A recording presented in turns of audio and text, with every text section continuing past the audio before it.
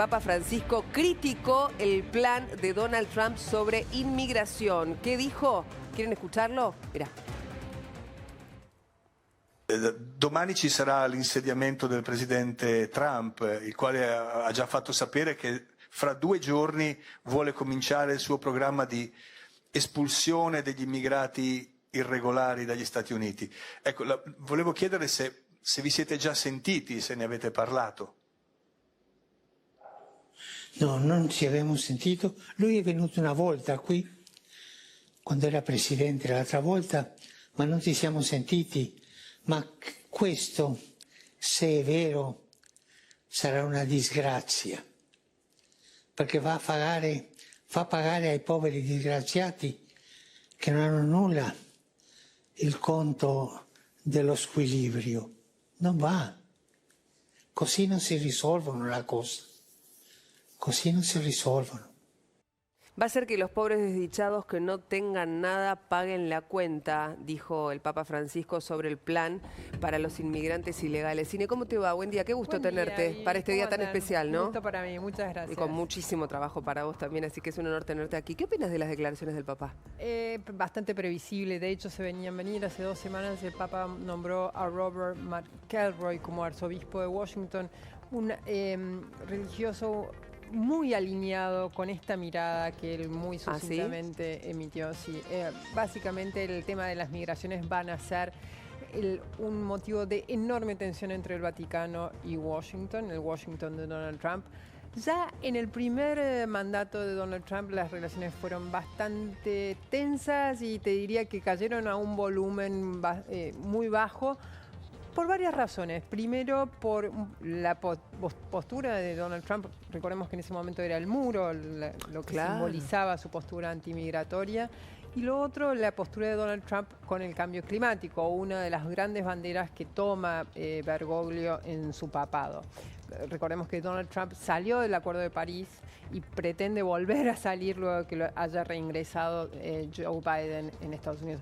Lo que estamos viendo va a ser una pelea entre 2 de las personas más poderosas del mundo, pues seguramente Donald Trump va a ser más poderoso que Bergoglio, pero Bergoglio lo es y bastante en cuanto a estos temas que tan sensibles a la relación entre los países y sobre todo al devenir de las sociedades globales. Hablabas recién de las 2 personas más poderosas del mundo, el Papa y ya, eminente presidente de los Estados Unidos, Donald Trump.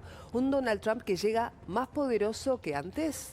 Llega enormemente más poderoso, llega más legitimado, más validado y llega, digamos, con 2 sensaciones que probablemente sean conflictivas entre ellas y vayan a determinar y a moldear los próximos 4 años de mandato de Donald Trump. Por un lado, se siente validado por el voto, un voto en el que lo encontró ganador en el colegio electoral, como en 2016, pero también en el voto popular, a diferencia de 2016, cuando perdió en el voto popular contra Hillary Clinton. Entonces, eso va a hacer un Donald Trump que ya sienta que tiene que darle forma a su papel en la historia. Va a gobernar para la historia, toda esta serie de medidas que a partir de mañana, con decretos que ya tienen que solo firmar, va a darle forma a un gobierno disruptivo en el que quiere dejar su huella ya, en el primer año de gobierno, porque es un mensaje hacia Estados Unidos y un mensaje hacia afuera. Pero por el otro lado, hay un Donald Trump que se siente validado por el voto también y muy probablemente, como ya ha mostrado en otras ocasiones, va a ir por una especie de vendetta contra quienes él cree que fueron todos aquellos que lo sometieron a estos procesos judiciales de los cuales se salvó. Básicamente los demócratas, la prensa y el Poder Judicial. Y parte del FBI. Ahora, entonces, para muchos era impensado que él volviera completamente a ocupar, impensado. ¿no? Primero estuvo siempre en duda si semejante cantidad de juicios, de procesos judiciales, recordemos que tuvo 4 muy importantes, le iban a permitir llegar a las elecciones. Eso por un lado recibió, digamos, un empujón, un gran favor de la Corte Suprema conservadora que él mismo moldeó en su primer mandato y le permitió. Pero también estaba no solo los juicios, también el recuerdo del 6 de enero de 2021, recordemos una enorme cantidad de seguidores de Donald Trump tomaron con muchísima violencia, hubo muchos muertos, el Capitolio. Y bueno, él va a firmar sus indultos, imagino, ¿no? Bueno, él supuestamente va a firmar indultos. Hay muchas cosas allí que vuelvo a lo mismo. Este proceso, si él emprende una venganza, una vendetta contra todo lo que él cree que fue lo que impidió que volviera que se quedara con el triunfo en 2020, va a ser muy contraproducente para él, porque hay muchas encuestas. Este fin de semana hubo 3 bastante, descriptivas del estado de ánimo de los norteamericanos que muestran que los norteamericanos están más de acuerdo con las políticas de Trump que con el propio Trump. Claro. Y una de esas cosas que no quieren de Trump es el indulto generalizado a quienes participaron del 6 de enero del 2021. Y ahí ya puede empezar a generar ciertos chispazos entre Trump y la opinión pública norteamericana. Exacto. Que hoy en cierta forma lo abraza, pero no deja de tener dudas sobre este carácter imprevisible y revanchista del próximo presidente. Delphi. Inés, entre los decretos que va a firmar Trump, ¿qué podemos esperar que firme en relación a desandar algunas políticas de Biden, ¿no? Más allá de la cuestión migratoria, que eso ya lo viene anticipando desde campaña, también tengo entendido el tema del cupo a las minorías, ¿no? Poniendo el foco en lo que es la meritocracia, pero digo, ¿cuáles son otros temas que probablemente él aborde? Hay algunos temas que son bastante más de política interna, pero que él con mucha fuerza enumeró ayer en un acto muy celebratorio, en el cual se encontró con sus seguidores, porque que hoy no van a poder participar de la Asunción. Y básicamente podemos esperar una marcha atrás en una serie de regulaciones ambientales que impuso Biden, que fue también una de las banderas que adoptó Biden en su presidencia. Podemos otras, y esto es muy interno, ciertas medidas de protección de los funcionarios de la burocracia norteamericana. Ahí es muy probable que haga mucho esfuerzo en desandar Trump, las medidas de Trump. ¿Por qué? De Biden, perdón. Porque también las encuestas muestran que los norteamericanos están hartos de la burocracia a la que se tienen que enfrentar a la hora de lidiar con el gobierno, fundamentalmente el gobierno federal. Ok, Ceci. Ine, en relación a la situación de Venezuela, ¿crees que puede expedirse rápidamente Trump? No. Es de esperar algún tipo.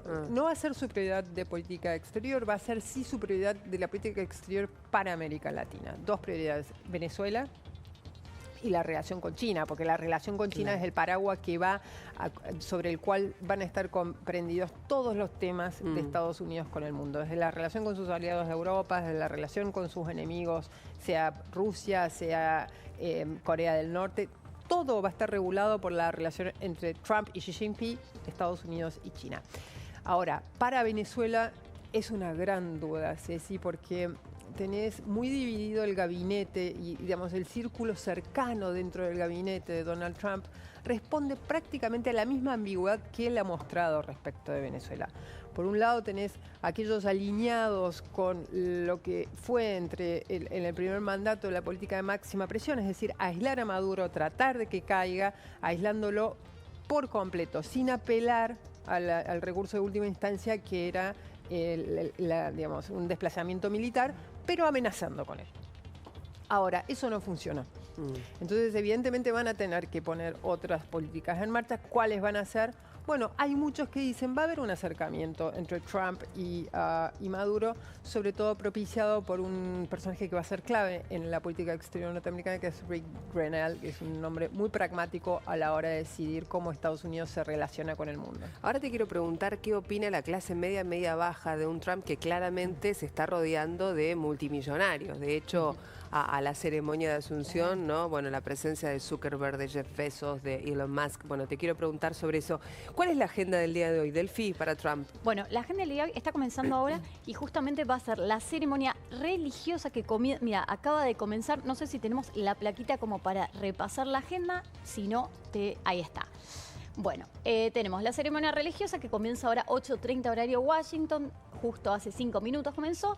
Luego, en realidad, él se reúne con Biden en el famoso van a tomar el té juntos y se reúne todo lo que es se traslada lo que es la comitiva hacia el Capitolio.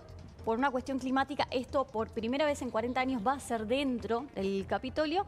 Bueno, ahí se va a realizar lo que es propiamente dicha la jura, ¿verdad? Y después él va a dar un discurso que más o menos va a rondar los 40 minutos.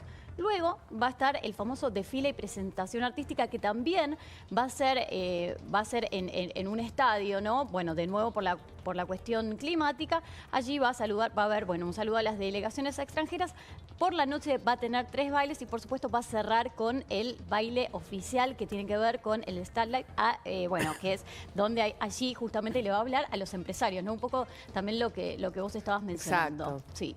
Sigue bailando, porque bailó ya con Village People, ¿no? Lo vimos. Exactamente. Bueno, acá tenemos un poco lo que decíamos, más precisos los horarios, ¿no? A las 11:40 Argentina, Trump es recibido por Biden en lo que es la Casa Blanca. Bueno, la famosa foto, ¿no? La famosa foto de transición entre los dos mandatarios. Vamos a ver cómo queda esa imagen. Luego, 13:45 Argentina, presta finalmente juramento Donald Trump y luego brinda su discurso, que lo decíamos, bueno, va a rondar más o menos los 40 minutos y muy probablemente va a hablar un poco de todas esas promesas de campaña y de esta hoja de ruta que ya arranca desde el primer día de... Ceci, ¿cuáles van a ser los invitados? Y ahora quiero volver con Ine para que me conteste esta consulta de, bueno, muchos multimillonarios en la asunción de Trump. ¿Qué significa eso? ¿Cuáles van a ser los invitados? Bueno, ahí lo vamos a estar viendo, Vivi, porque, a ver, Javier Milei, decía yo, el presidente argentino, que hace casi un año, el 24 de febrero pasado, en Washington, cuando se encontró con Donald Trump en la conferencia de la CEPAC, le dijo que esperaba volver a verlo pronto y ya con él como presidente. Entonces, bueno, finalmente esto sucede. En el medio se vieron otras veces, pero acá algunos de los principales invitados. Además de Milei, va a estar la representación de China dada por el vicepresidente de China. Después va a estar Giorgia Meloni de Italia, Emmanuel Macron de Francia, Olaf Scholz, el canciller alemán. Y vamos a ver una segunda placa que muestra a Nayib Bukele de El Salvador, a Daniel Noboa de Ecuador, a Víctor Orbán de Hungría y a Keir Starmer, representante británico, va a estar yendo. También va a estar Santiago Abascal, el líder de Vox, que también tiene mucha relación con Javier Milei, el expresidente Jair Bolsonaro, que exactamente que no pudo viajar. Está su esposa, ¿no? Y su hijo Eduardo, que se fotografió incluso con Toto Caputo, y Nigel Farage, el fundador del Partido Reformador del Reino Unido, también entre los asistentes. Bueno, la pregunta para Ine que había dejado planteada yo es, ¿para quién va a gobernar Trump? Ine, ¿para las mayorías? ¿Para, a ver, los que tienen mejor poder adquisitivo? Bueno, él dice que va a gobernar para el norteamericano, digamos, de a pie, el común y corriente, no para los... ¿Pero es así?